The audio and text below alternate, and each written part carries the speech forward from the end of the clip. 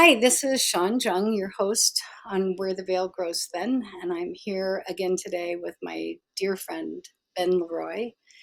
Um, and Ben said, "What do you want to talk about?" And I made this suggestion that we talk about different kinds of grief or different levels of grief. And but I know I made that suggestion, but I think we'll see where it goes. What I started to say was how grief is now, I'm hearing this vibration in social media places about grief getting its due finally. There was an NPR story this week about like they're tracing back a lot of things that happened to people. And when you started telling me about that young man who's your hero, that made me think of it, that a lot of things that happen to us in our adult lives, really and truly, if someone took the time and and spent the time with a person, I think you could trace it back to unprocessed, unrecognized, unpermitted loss, grief over a loss, some loss. I think that grief has been so unrecognized in this country because we don't know what to do with it and we don't know how to do it, that we have just tried to erase it from our lives, and the we have not given it the place of honor in our lives that it deserves. One of the things that you said in the text message to me was the concept of anticipatory grief, and I hadn't thought about that before, but that really is true. Is that our grief evolves from our fear of this thing happening, and we sort of pre-grieve it. We know how we're going to feel, or we think we know how we're going to feel, so we manifest that emotion inside, and that grief is embodied. And then there is the actual loss, and now it's a different form of grief, perhaps because now it's the conclusion of grief, or it's the introduction of the thing that we have been dreading. Do those two types of grief get seen differently? Do they get treated differently? Should our understanding about them be different? And how can we help people who are pre-grieving, who are doing the anticipatory grief? Because I would wager that we all, including ourselves, process anticipatory grief on a daily basis.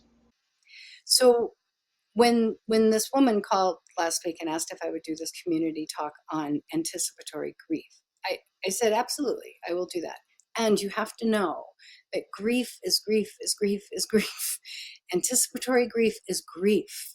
And grief after the event that you've been anticipating is grief. And I think that one of the one of the tendencies we have, especially in this country, is to want to put things in boxes and want to have things be linear and want to have a checklist, sort of like the way we assaulted Kubler-Ross's work by thinking it's linear, and if I did this, this, this, this, and this, and so now I'm on that, and then I'll be done. And it doesn't work that way. So anticipatory grief is when you know a loss is coming. It, it's a lot of that is experienced by people who have a loved one or a dear friend who is dying, or a dog who is growing old, um, and and we're grieving even though we haven't had the loss yet. So it's confusing. That grief is probably, confusion might be one of the unique characteristics of anticipatory grief. It's still grief. And then when the loss happens, people will say to me, "Why do I feel like this? I have seen this coming for a year and a half. Why am I so sad?" Well, because the thing you love just died. Why would you not be sad? Well, I've been seeing it coming and I've been preparing for it. Well, you can't. You just can't. I think if I had the opportunity to work with somebody who could express that they were having anticipatory grief while they watched a loved one die, I would try to help them find the joy in every day that they have still with that beloved thing, person, animal, item, object. Um, I would try to help them just be in the moment with the thing while it's still here. But there are so many layers, Ben, that make all kinds of grief unique, and each person's grief is unique. It's one of the, I think one of the reasons that we are so bad at honoring grief is because it's so wily, it's so fluid, it's so slippery and so sneaky and so painful that we just want to erase it. We just, I was with a father and son today who they are watching mom slip away into dementia, and it could be who knows how long before death comes. And they both recognize that death will be a release and a blessed event for all of them. But in the meantime, they're watching this happen. And the son, he's an adult son, but he's having a hard time. And the dad is telling him, we just got to put one foot in front of the other. We just got to, and that's what has gotten us where we are today in this country around grief. And, that person may say, we can't cry over spilt milk. It has spilt. We clean it up and we move on. I don't, I mean, you could cry over spilt milk because the milk, unless you're a cat and you want to lap it up off the table, it's gone. You lost it. That glass of milk is gone, and maybe it's the only glass of milk you were going to get. And so I think it's okay to cry over it. I think crying is good, but a lot of people don't think that they think it's a waste of time. Well, one, I agree with you that crying is good. But what I think is maybe more important when I try to frame that is the lack of crying is very bad because we're bottling up and we're putting these things away and we're suppressing them and suppressing them because we don't want to cry because crying's bad. And so we just hold on to this grief and it just becomes a pressure cooker. It does. And you're so right, Ben. Becomes a pressure cooker and turns into something. You know what? How diamonds are formed. And so, not a diamond. It doesn't turn into a diamond, but it can turn into a tumor. It can turn into a heart attack. It can turn into kidney and liver disease and lung disease and brain disease. I believe this is just Sean's psychobabble, but I really truly believe it. And I have for 25 years since I've known it. I haven't, since I've known grief since my mom died. Not that I didn't know grief before, but that's what really took me down this road.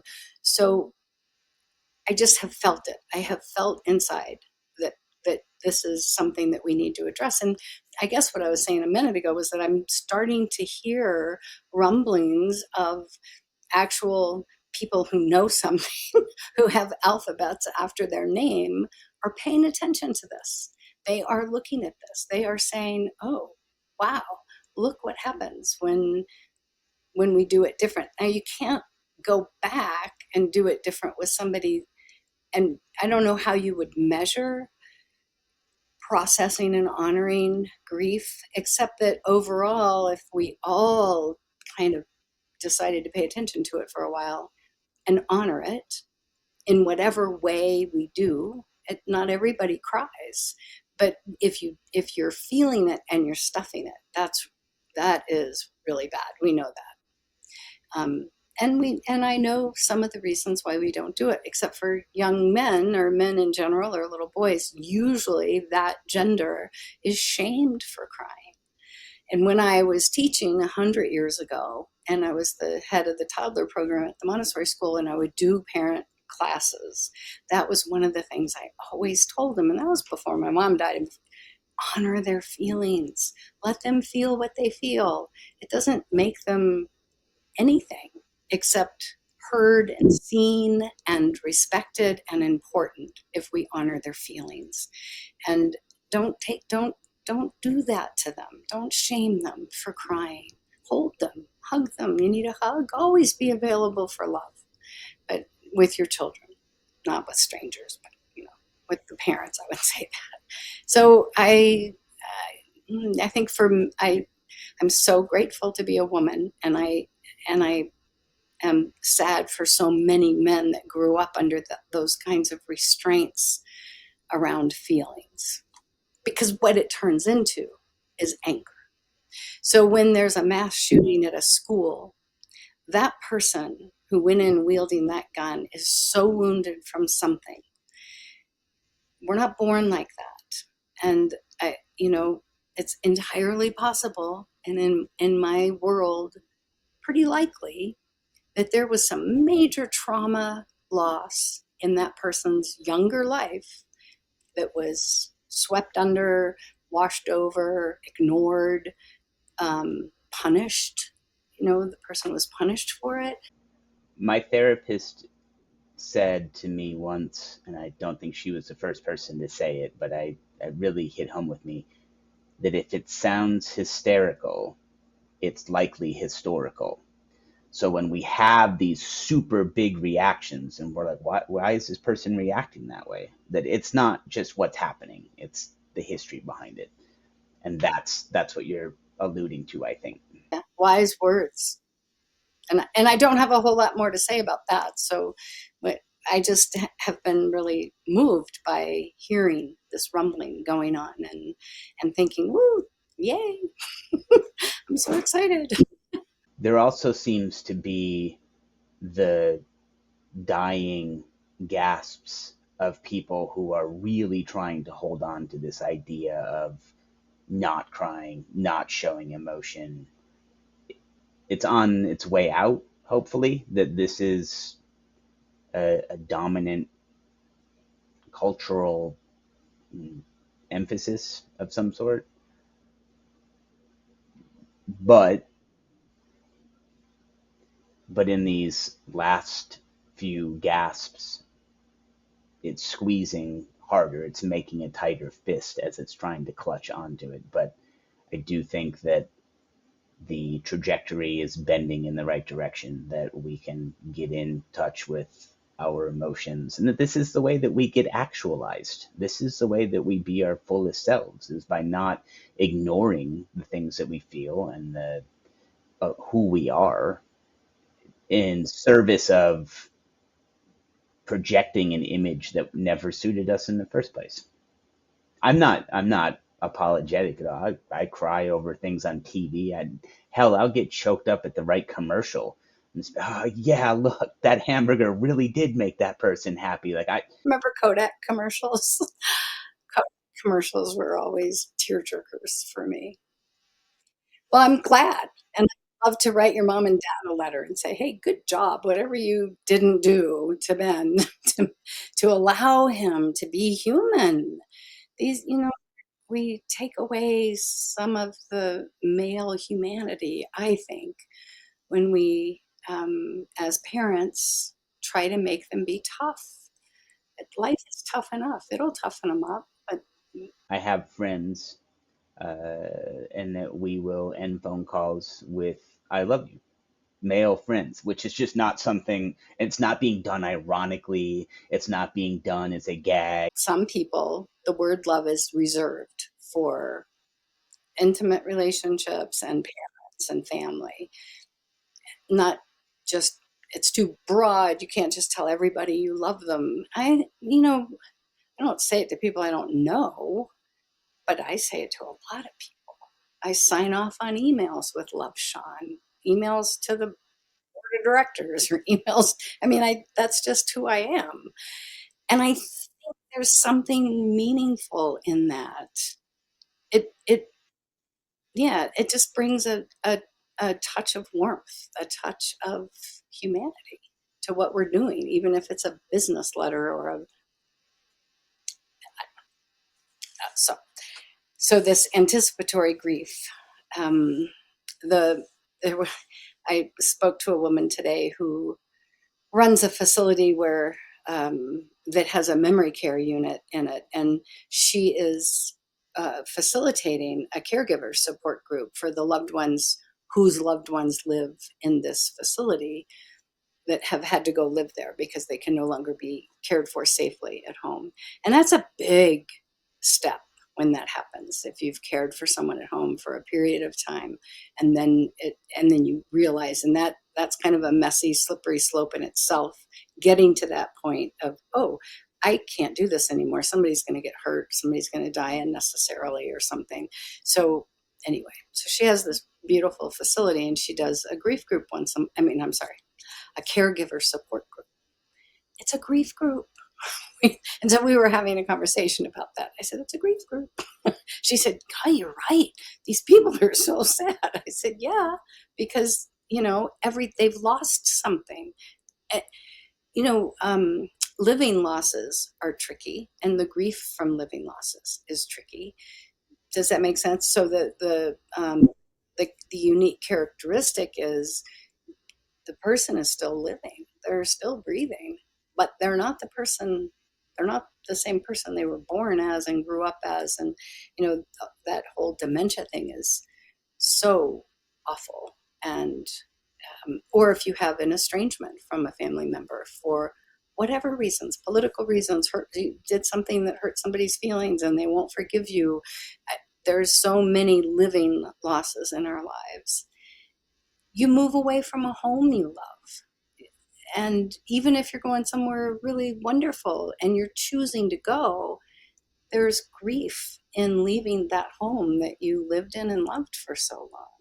But we don't want to look at them. We just want it to be a happy event.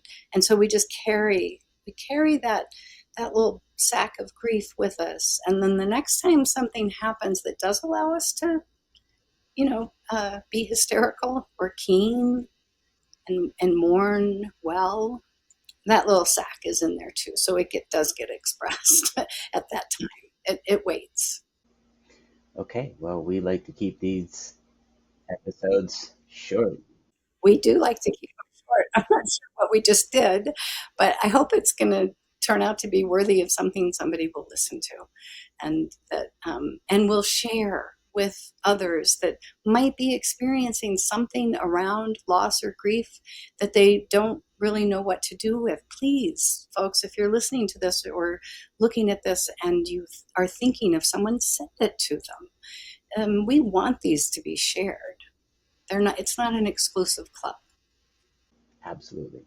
You've been listening to Where the Veil Grows Thin with Sean Jung. You can find Sean's work on Substack at Where the Veil Grows Thin, and also on Instagram, although Sean hasn't been real good about updating the Instagram. No, thank you. Any last words for the people? Thank you. We'll see you next time.